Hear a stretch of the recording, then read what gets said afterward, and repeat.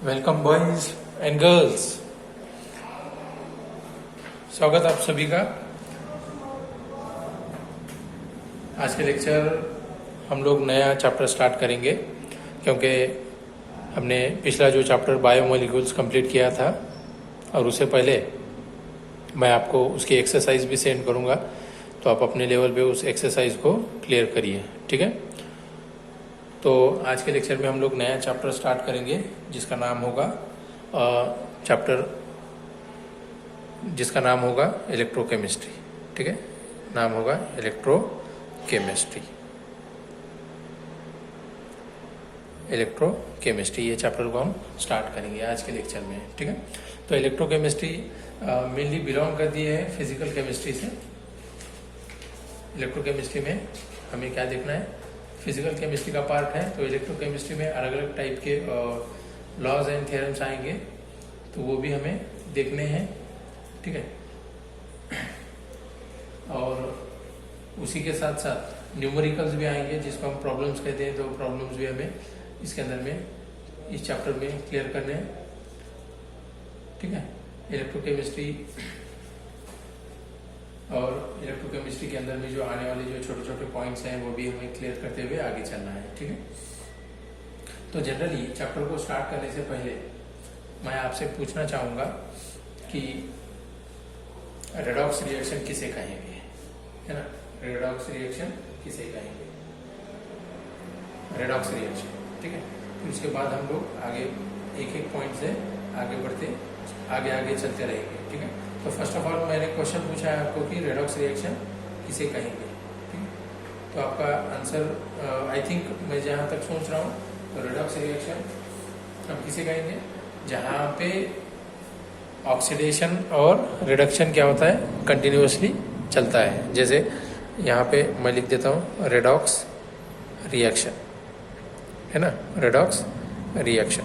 तो अब redox reaction किसको कहेंगे बच्चों, जिसके अंदर में यहाँ पे अगर देखें तो redox reaction in the sense a type of reaction in which, क्या बोल सकते हैं, in which oxidation and reduction, oxidation और उसी के साथ साथ क्या होता है, reduction, oxidation and reduction reaction takes place. Oxidation और रिडक्शन रिएक्शन क्या होती है, साइमल्टेनियसली चलती है, मतलब एक साइड में ऑक्सीडेशन चलेगा, एक साइड में रिडक्शन चलेगा, ठीक है। तो उसको रेडॉक्स रिएक्शन कहेंगे। जैसे अगरचे आप क्लियरली अगरचे देखें, रेड मीन्स होता है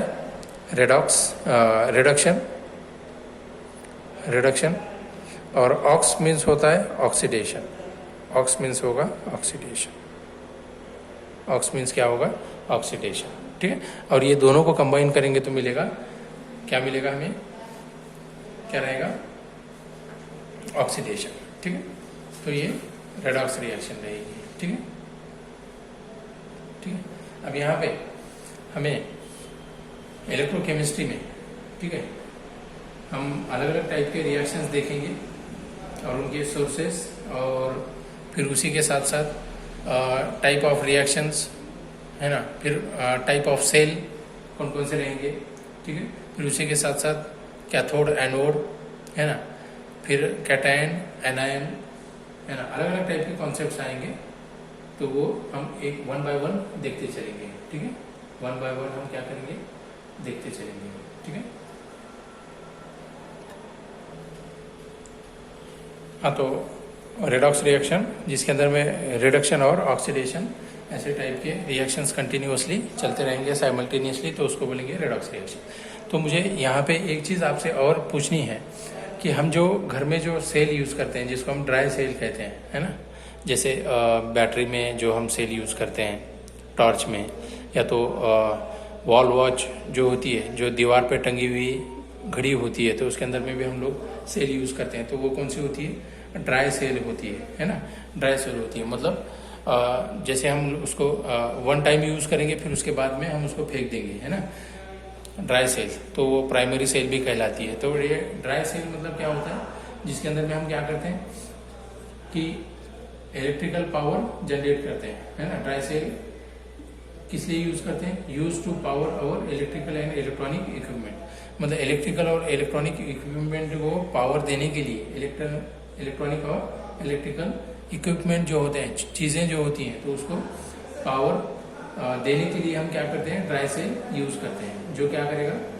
इलेक्ट्रिसिटी जनरेट करता है। तो वो होता है ड्राई सेल। क्या होता है? Dry cell. ठीक है। अब ड्राई सेल मतलब क्या है? जहाँ पे इलेक्ट्रिकल और इलेक्ट्रॉनिक इक्विपमेंट को हम इलेक्ट्रिसिटी क्या करते हैं? जनरेट करते हैं, तो उसको प्रोवाइड करते हैं हम लोग। तो ये ड्राई सेल में यूज करते हैं हम लोग। तो ड्राई सेल में क्या होता है कि ड्राई सेल में केमिकल एनर्जी का conversion of chemical energy to कौन सी? इलेक्ट्रिकल एनर्जी में कन्वर्जन करते हैं। Conversion of chemical energy into electrical energy, it is called dry cell. ठीक है। तो वो ड्राई सेल होगा। ठीक है, आ गया समझ में? ठीक है, जिसमें केमिकल का यूज करेंगे और उसको कन्वर्ट करेंगे इलेक्ट्रिकल एनर्जी। ठीक है। अब ऐसे ही अगर से देखें तो इलेक्ट्रोलाइसिस देखा है हमने, है ना? क्या देखा है?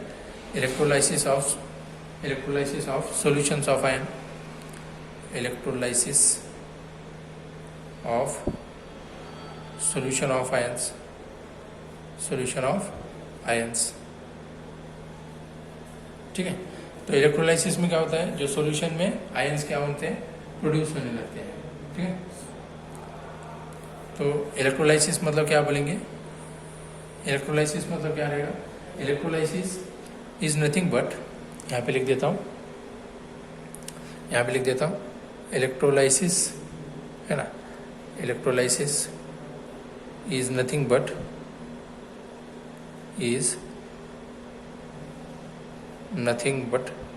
क्या रहेगा? Electrolysis is nothing but breaking of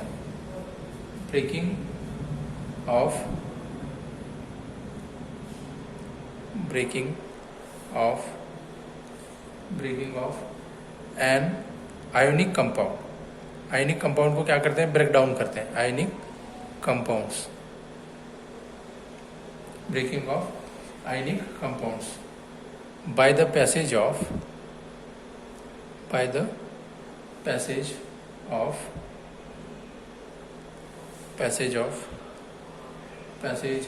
electricity. मतलब इलेक्ट्रिसिटी जब प्रोवाइड करेंगे कोई आयनिक कंपाउंड को, by supplying electricity to an ionic compound, वो किस में कन्वर्ट हो जाएंगे? आयनिक कंपाउंड्स को जब इलेक्ट्रिसिटी आप सप्लाई करेंगे तो आयनिक कंपाउंड में कन्वर्ट हो जाएंगे।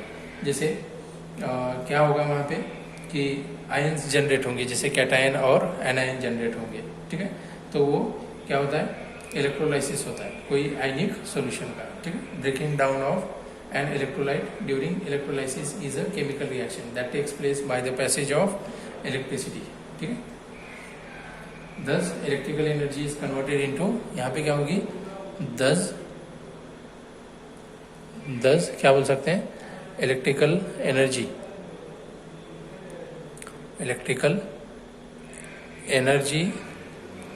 is converted into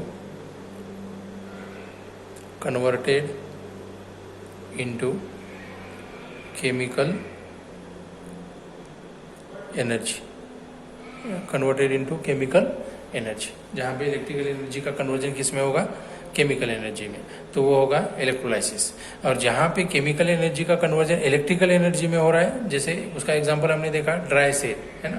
तो ये दोनों भी एग्जांपल मैंने आपके सामने रख दिए। जहाँ पे ड्राई सेल में होगा केमिकल एनर्जी का कन्वर्जन इलेक्ट्रिकल एनर्जी में, और electrolysis of solution of ion में क्या होगा कि इलेक्ट्रिकल एनर्जी का कन्वर्जन होगा केमिकल एनर्जी में। ठीक है। तो ये दो एग्जाम्पल्स रख दिए।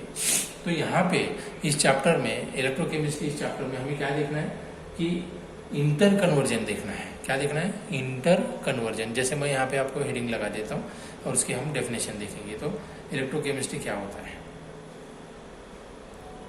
इलेक्ट्रोकेमिस्ट्री, ठीक है, इसकी डेफिनेशन देखेंगे हम लोग इलेक्ट्रोकेमिस्ट्री। तो इलेक्ट्रोकेमिस्ट्री है ना, ये ब्रांच ऑफ केमिस्ट्री है ना, branch of chemistry in which electrochemistry means क्या है? Inter conversion of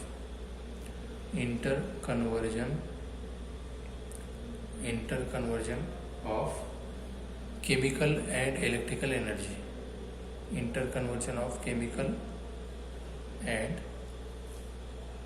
electrical energy. मतलब ये it is the branch of physical chemistry which deals with the study of interconversion of chemical energy into electrical energy or electrical energy into chemical energy. It is called electrochemistry. ठीक है, interconversion, ठीक है. यहाँ पे और दूसरी चीज electrochemistry से कि electrochemistry also deals with, also यहाँ पे लिख देता हूँ, electrochemistry also deals with, also deals with resistance and conductance, resistance and conductance,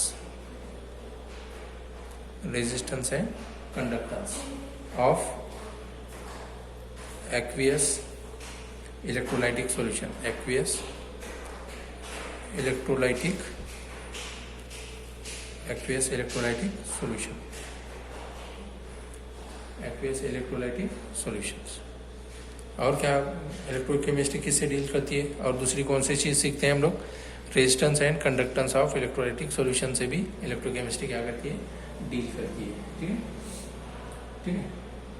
जैसे कोई अगर मान लो कि इलेक्ट्रोलाइटिक सॉल्यूशन है तो उसके कंडक्टिविटीज इलेक्ट्रोलाइटिक सॉल्यूशंस के हम लोग क्या कर सकते हैं, यहाँ पे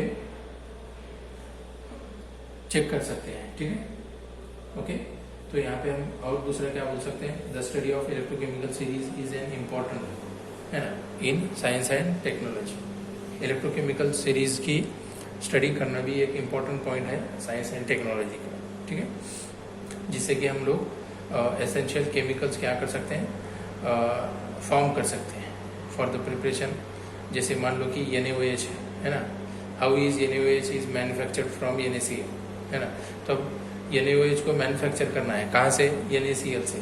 तो उसको क्या कर सकते हैं हम, इलेक्ट्रोलाइसिस कर सकते हैं. ठीक है, इलेक्ट्रोलाइसिस कर सकते हैं. तो इलेक्ट्रोलाइसिस अगर से करेंगे तो वहाँ पे क्या होगा, NaOH फॉर्मेशन होगा फ्रॉम NaCl, है ना. NaOH और NaCl में अब NaOH जो है सोडियम हाइड्रोक्साइड, तो वो अलग अलग साइड्स में हम यूज़ करते हैं. NaOH is widely used in the manufacture of soaps, detergents and paper industry also, है ना. और NaCl का इलेक्ट्रोलाइसिस करके हम क्या कर सकते हैं, NaOH भी फॉर्म कर सकते हैं. तो इसको ये जो प्रोसेस है जिसके अंदर में हम NaCl का कन्वर्जन NaOH में कर रहे हैं, तो इलेक्ट्रो रिफाइनिंग बोला जाता है. इलेक्ट्रो रिफाइनिंग प्रोसेस जिसके अंदर में हम लोग प्योरिफिकेशन ऑफ मेटल्स भी करते हैं, है ना. या तो इलेक्ट्रोप्लेटिंग, जैसे कोई मान लो कि एक मेटल के ऊपर में हम दूसरे मेटल की कोटिंग करते हैं, है ना. Coating of one metal is on the surface of another metal, it is also called electrochemical process. ठीक है, जैसे हमने 11th स्टैंडर्ड में देखा है रेडॉक्स रिएक्शन. तो रेडॉक्स रिएक्शन किसके बेस पे फॉर्म होते हैं, electricity by chemical reactions such as reduction and oxidation. ठीक है, तो जहाँ पे याद रखिए कि जहाँ पे रेडॉक्स रिएक्शन होते हैं मतलब रिडक्शन और ऑक्सीडेशन रिएक्शंस होते हैं, ठीक है, तो उसको डील करने वाली जो है ना ब्रांच होती है तो इलेक्ट्रोकेमिस्ट्री होती है. ठीक है, इलेक्ट्रोकेमिकल सेल्स में क्या होते हैं, रेडॉक्स एंड ऑक्सीडेशन रिएक्शंस, मतलब reduction and oxidation reactions continuously चलते रहते हैं. ठीक है, ओके. तो इलेक्ट्रोकेमिस्ट्री ये ब्रांच है जहाँ पे हम मेनली फोकस करते हैं फ्यूल सेल्स के ऊपर में. इस पे फ्यूल सेल्स के ऊपर में. ठीक है, तो जो नेक्स्ट पॉइंट होंगे जो सिंपली जनरल पॉइंट्स होंगे, जैसे इलेक्ट्रिक कंडक्शन, मेटालिक कंडक्शन. ठीक है, फिर उसी के साथ साथ हम आगे भी देखेंगे. नेक्स्ट जो आएंगे, मेटालिक कंडक्टर किसको कहेंगे, इलेक्ट्रॉनिक कंडक्टर्स किसको कहेंगे. ठीक है, तो ये इलेक्ट्रोलाइटिक एंड आयनिक कंडक्टेंस, ठीक है, कंडक्शन. तो ये पॉइंट्स को हम लोग नेक्स्ट लेक्चर में क्या करेंगे, वन बाय वन सिंपल उनके डेफिनेशन के फॉर्म में कंटिन्यू करेंगे. ठीक है। तो आज के लिए इंट्रोडक्शन में इतना ही काफ़ी है, और नेक्स्ट लेक्चर में हम लोग पॉइंट बाय पॉइंट स्टार्ट करेंगे। तो ये आज के लेक्चर में हमने सिर्फ इलेक्ट्रोकेमिस्ट्री का क्या देखा, इंट्रोडक्टरी पार्ट देखा, ठीक है। नेक्स्ट लेक्चर में कंटिन्यू करेंगे। आज के लिए यहीं पे रुकेंगे हम लोग। Till then take care, thank you.